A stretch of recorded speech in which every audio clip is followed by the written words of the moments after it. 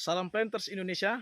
Apa kabar teman-teman semua? Saya harap dalam keadaan sehat-sehat dan juga rezekinya berkelimpah dalam menanam kelapa sawit. Nah, hari ini sahabat Tenera akan menjelaskan, akan menyampaikan ada beberapa hal.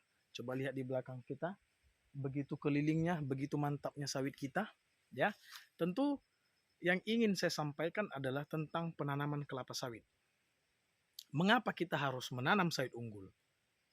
Tanda kutip, mengapa kita harus wajib menanam sawit unggul ketimbang abal-abal dan cabutan? Poin yang pertama adalah ketika kita menanam sawit, maka berbuahlah sawit. Ya kan? Sawit apapun yang kita tanam dalam 1 hektar, dalam 7 rantai, dalam 10 rantai, maka akan menghasilkan sawit. Yang jadi pertanyaannya adalah berapa hasil produksi per hektar per tahunnya, per 10 rantai per tahunnya, per 7 rantai per tahunnya. Nah, ini yang menjadi bukti. Ketika kita menanam abal-abal, cabutan, atau unggul akan menghasilkan produksi. Ya, sekarang kita harus memiliki data. Kalau kita di bawah under 22 ton per hektar per tahun, tinggal Anda bagi aja kalau nanam 10 rantai ya, kalau 100 pokok berapa, kalau 150 pokok berapa. Nah, itu yang harus kita lihat. Karena kita tanam pun abal-abal, kita tanam pun cabutan, kita tanam mariles-mariles yang sembarangan, akan berbuah dan akan menghasilkan setiap 2 minggu sekali. Nah, yang menjadi pertanyaan berapa angka yang Anda dapat selama 1 tahun? Kalau dia 1 hektar, apakah di atas 22 ton atau 20 ton atau di bawah 22 ton per hektar per tahun? Kalau 22 ton ke bawah itu adalah hasil yang tidak maksimal atau dibilang gagal. Dengan catatan perawatan standar, bukan melebihi. Kalau di perawatan standar kita menghasilkan 22 ton, ya itu sudah imbang lah ya, sudah bisa dikatakan berhasil. Ya kan, seperti Sujana MS menanam simalungun tembus di angka 40 ton per hektar per tahun. Nah, jadi perlu teman-teman semua mencatat berapa hasil, berapa janjang, berapa BJR dalam 1 tahun tersebut. Oke, nah jadi mengapa saya ingin menyampaikan wajib menanam unggul? Karena di belakang sawit saya ini adalah sawit abal-abal. Nah, mungkin sahabat semua melihat ini adalah pohon yang subur, pohon yang mantap. Tetapi apakah keseluruhan dari sawit abal-abal seperti ini? Tidak. Seandainya kita menanam ini sawit unggul dulunya, maka ketika ini berbuah seperti ini, rata-rata pohon seperti ini, 99% itu garansi dari balai. Nah, nanti banyak yang mengatakan kurang perawatan. Nah, dengan data yang saya miliki, selama 4 bulan saya mencatat, ini sudah di angka 5 ton 306 kilo. 5 ton 306 kilo selama 4 tahun masa panen yang saya catat. Ya, mulai dari bulan 11. Ya, artinya sudah 8 kurang lebih panen, hanya mendapatkan 5 ton 306 kilo dalam 1 hektar populasi 150 pokok. Mengapa seperti itu? Sementara pohonnya bagus. Nah, ini kan hanya beberapa saja. Ya kan? Jadi kalau kita menanam unggul, rata-rata pohonnya seperti ini. Nah, banyak mengatakan perawatan. Yang jadi pertanyaan adalah, ketika kurang perawatan, kenapa beberapa pokok bagus? Dengan perawatan yang sama, dengan tekstur tanah yang sama, dengan pemupukan, penyemprotan, dan lain sebagainya sama. Nah, itulah bedanya sawit unggul dan abal-abal. Ketika kita menanam abal-abal, tidak ada garansi. Bisa saja di kebun si A bagusnya 80%, di kebun si B bagusnya 30%, di kebun si C bagusnya 90%. Tentunya ada risiko dong. Kan begitu. Nah, jadi kita di sini akan menampakkan ini di bulan 2 tanggal 25 kita rekam dan membuat videonya. Banyak yang mengatakan kurang pupuk bang, begini keadaan batangnya. Nah, itulah kerugian kita menanam abal-abal. Bunga jantan lebih mendominasi. Kemudian dia pohonnya gampang terserang penyakit, tidak tahan terhadap lingkungan kita bilang. Nah, kita akan menyampaikan. Yang pertama fokus Anda lihat adalah di sini perawatannya sama, pemupukannya sama 2 kilo NPK Ponska dan juga ada urea dan KCL, sama semua kita. Kenapa ada perbedaan? Yang Anda lihat adalah batang, kemudian bentuk daun dan juga pelepah.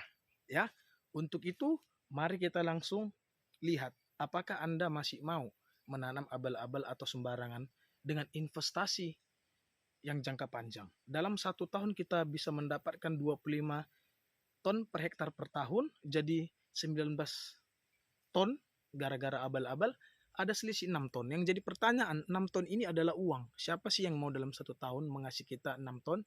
Kan begitu. Mari kita cek, saya balikkan kamera. Baik teman-teman ya. Ini yang tadi di belakang saya, pohon yang cantik. Ya, kita jangan ke sana dulu, ke sini dulu, di sampingnya. Nah, di sampingnya ini dari dulu kita paling hitung dapatnya hanya 8 janjang dengan tinggi seperti ini. Coba Anda lihat kan, itu bunga jantannya begitu banyak. Ya, itu bunga jantan semua teman-teman. Kalau dibilanglah kurang pupuk segala macam, yang menjadi pertanyaannya, apa bedanya dengan sana? Kan begitu. Ya, kita bergeser kemari, sama seperti ini. Kita mengambil janjangannya hanya sedikit. Lihat itu teman-teman. Ada buahnya ada. Tetapi hanya ada 2 tandan saja, yang lainnya bunga betina. Seandainya ini adalah bibit unggul, maka yang terjadi adalah itu dominan bunga betina. Kita bergeser. Ya. Oke, kita bergeser sama dengan sana, ada bunga betinanya tetapi hanya beberapa. Kita masuk ke sini, lihat ada 3 buah TBS. Ya, tetapi lihat ini kuning pelepahnya, kayak tidak terawat ya. Tidak terawat, kemudian bentuk daunnya juga seperti kurang pupuk. Geser kemari, ke sana teman-teman. Mengapa bisa seperti itu? Ya, kering dia. Kita bergeser kemari, sama seperti ini buahnya ya. Pelepahnya tidak segar, amburadul. Kita bergeser lagi ke sini teman-teman. Ya, pokoknya kuning, pelepahnya kuning, bentuknya jelek. Nah, itu juga ya. Udah ada 7 pokok kita yang buat. Nah, ini lagi teman-teman. Ini saya sudah push 2 pupuk 2 kilo NPK 1616 ya, NPK Mutiara.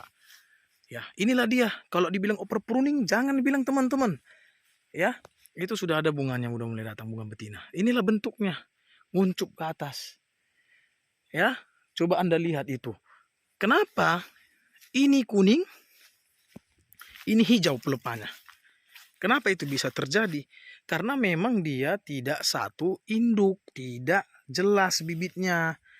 Ya, namanya juga abal-abal. Lihat ini. Ya, kita bergeser kemari, itu lihat. Nah, itu. Ya kan? Kalau saya nampakkan cuman ini pasti dibilang kurang perawatan. Ya, tengok daunnya, ada yang kuning, ada yang apa namanya itu, yang kering. Nah, kita geser kemari. Nah, ini salah satu pohon yang bercirikan unggul. Dari buah pasir pun udah seperti itu. Tengok daunnya membuka, buahnya banyak. Ya, oke. Nah, perawatan yang ini dengan yang sama-sama. Ya, sama dengan yang sana. Tapi kenapa sana hancur dan di sana masih banyak lagi sawitnya yang hancur? Ya, udah saya bilang dapatnya hanya 5 ton 306 kilo. Ya, kita lihat, kita bergeser ke sini. Coba Anda perhatikan pohon yang ini, daunnya cukup mengembang dan cukup hijau. Buahnya juga bersusun kawan-kawan, ya. Buka pelepahnya. Kalau kita tanam sawit unggul, contoh varietas Simalungun atau 540 kan seperti ini, buahnya nggak besar tapi rame. Nah, maka 150 pohon yang kita tanam seperti ini. Apakah ada yang nggak bagus? Kurang lebih 10 pohon. Kita lihat ini, ya. Pohonnya keliling full, mantap. Ya.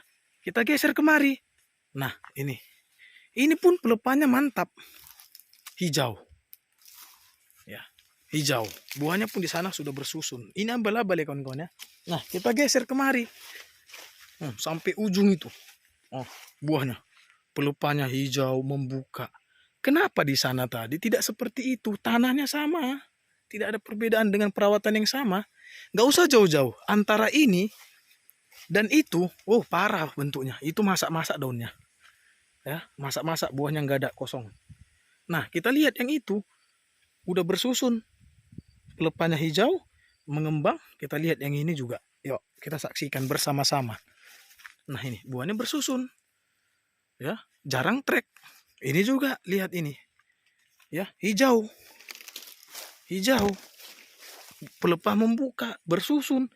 Nah, kenapa ini dan itu hanya jarak sekitar 8 meter? Kenapa coba lihat ini daunnya seperti ini? Masa? Dan daunnya kuning. Dominan bunga jantan. Nah, seperti ini. Oke, kita geser lagi yuk. Kemana kita jalan-jalan lagi? Ya, ini pelepahnya bagus. Ya, ini juga buahnya membuka.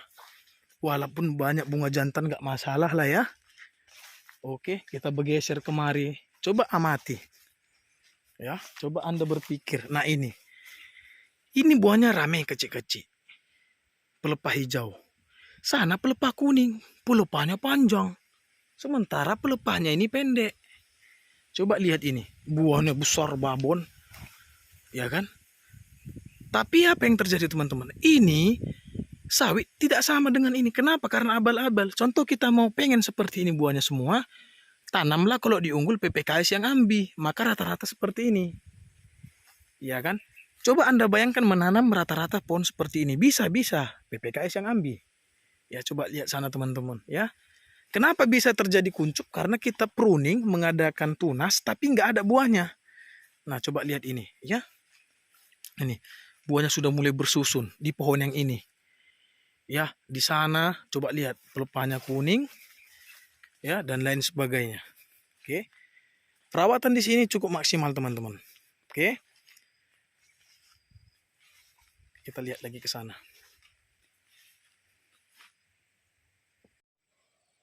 Baiklah teman-teman, apa yang bisa kita ambil dari pembelajaran ini adalah banyak orang mengatakan semua bibit itu bagus lah, tergantung perawatan.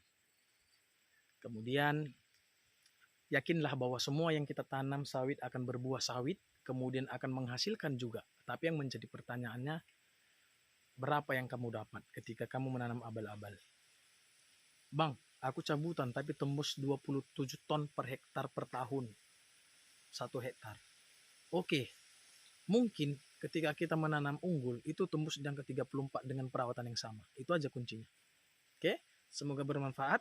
Apabila Anda membutuhkan atau kesulitan dalam mencari bibit, bisa lihat nomor yang ada di video. Terima kasih, salam planter.